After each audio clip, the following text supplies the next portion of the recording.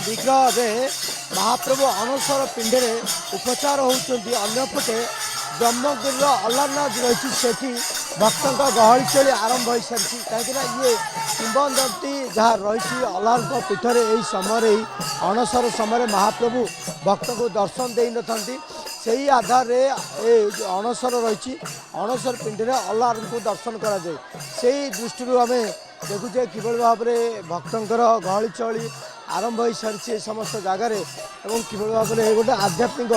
परिवेश खेली जाम प्रतिक्रिया ने चेष्टा करवा कहीं जेहेतु गोटे भक्तर गहली चली ये लगी तार भितर अलार पीठर कौन स्वतंत्रता रही कौन रही से प्रसंग में अलार पीठर स्वतंत्रता कौन रही जहाँ को लेकिन आज अलार दर्शन पे हजार हजार श्रद्धा सुख छुटी एठाक चैतन्य महाप्रभु 500 गज आसा भितर ये परंपरा यहाँ लगी चैतन्य महाप्रभु ये आसते देखा करते चैतन्य महाप्रभु चिन्ह जीवन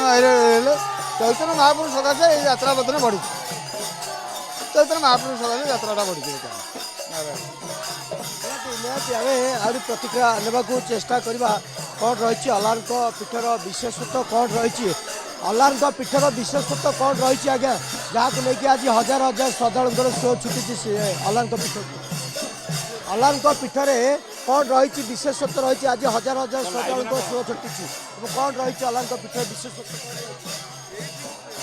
जय अलारनाथ जय जगन्नाथ आमर महाप्रभु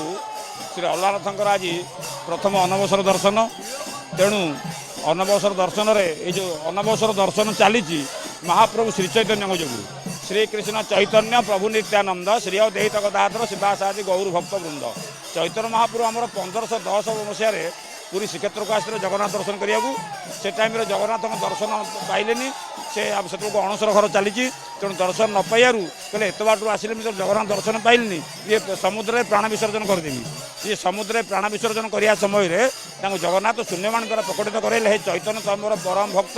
मोर अंश विशेष तुम ये दर्शन पाइबनी तुम चली जा श्रीक्षेत्र पश्चिम को गले 4 कोश दूर में ब्रह्मगिरी पुण्य धाम अच्छी सेठार मोर चतुर्भुज रूप में गोटे दिन दर्शन कले मोर 350 दिन जगन्नाथ दर्शन पाइब से दिन ठार लक्ष लक्ष भक्त महाप्रभु जगन्नाथ दर्शन पहुँची थी अलार दर्शन जो भाव में कहते कि भाव में आज अलार पीठर गहली चली आरंभ हो भक्तों बेस भिड़ देखा मिलती सब स्थान में गोटे आध्यात्मिक